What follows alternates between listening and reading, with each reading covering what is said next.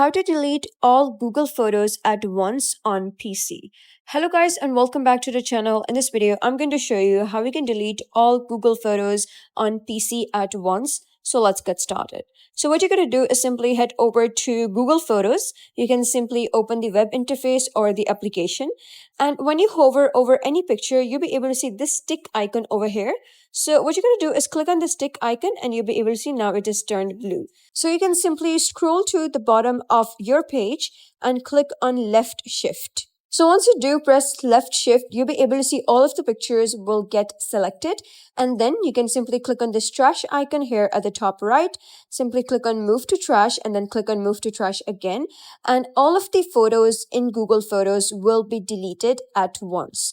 So that is basically how you can delete all photos from Google Photos on PC and laptop. So if you found this guide helpful, give it a thumbs up and don't forget to subscribe for more helpful tutorials.